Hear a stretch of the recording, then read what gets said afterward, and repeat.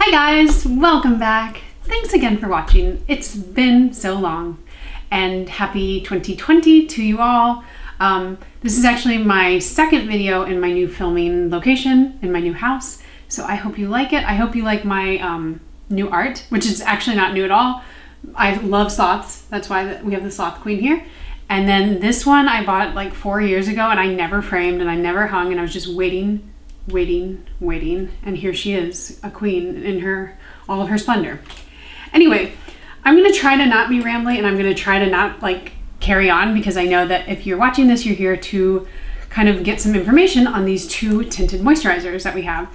So I will save the rambling for another video, and if you are interested in subscribing and joining this little family we have here, feel free to do so. You don't have to. You can also give this video a like. That does help me immensely. And I appreciate your patience and waiting for me to get my life in order. So let's jump in. What I'm gonna do today is what I do always when I have like a showdown video. I'm going to apply each product on one side of my face. For these are tinted moisturizers, so I'm gonna be using my hands and not a brush, not a sponge, not anything. I may use a sponge just to kind of like dab in at the end, but these are primarily meant to be used with your hands, so that's what I'm gonna do. And I'm gonna walk you through kind of the claims and what I feel about both of them. So let's jump in. I am being kind of adventurous and wearing a white shirt for a tinted moisturizer review.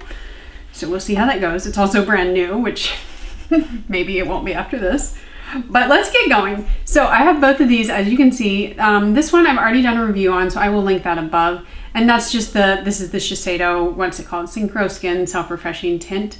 And I liked it for quite a while. And then I got this, which I actually never meant to pick up because I don't know, I think I owned this at one point and I wasn't in love with it, but I ended up picking it up, obviously.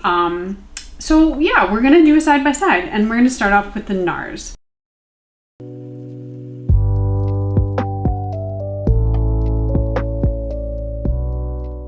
For the Nars Pure Radiant Tinted Moisturizer, we have an SPF 30. It retails at $45. It retails at $45 and comes in 1.9 fluid ounces or 50 milliliters. This also comes in 16 shades. I will say that I found that the deeper shades were a bit lacking, and you know, that's kind of surprising because Nars typically has just a very nice, very robust shade range. They also say that it is light coverage with a radiant finish. And then they also say some of the claims for what's in it are vitamin C, which I was really surprised at because it didn't actually say that on the bottle anywhere. Kind of realized that once I went to Sephora and was doing research for this video. But it also has French Polynesian copara, which is supposed to hydrate and condition your skin. And lastly, it is oil-free.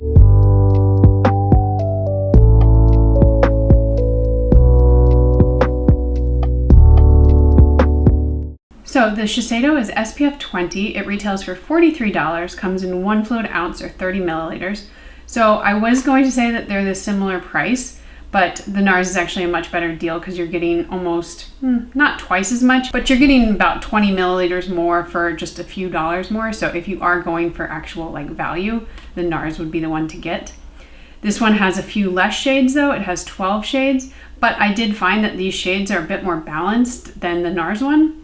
It also has a light coverage, and interestingly, it calls it a natural finish. If you see the side-by-side comparison after I apply both of them, I would say that they both have more like a radiant finish, but they do dry down. They're not gonna be super like glowy all day long.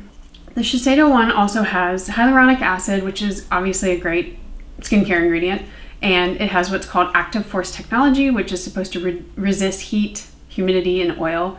That is also something that is found in some of their sunscreens, which I have loved and raved about, and that stuff really does work. So I do believe that this works. I've worn it in the summer, and I would say that it's about as good as it gets for a tinted moisturizer in terms of like transfer proof. It's not 100% transfer proof, but I didn't find that it like really left my face, and that was wearing it in the humidity, under a mask, all that kind of stuff. So I would say those claims are pretty true. All right, guys, let's do a little bit of a close-up. As you can see, I don't think you can tell a huge difference in the shades, and both of them have right now a pretty radiant finish.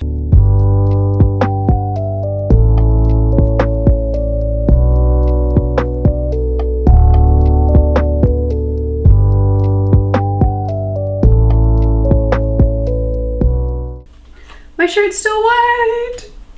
All right, guys, so this is what they look like. I really like both of them, and I have worn the Shiseido one quite a bit, and I've also been wearing the Nars one more in the like fall and winter.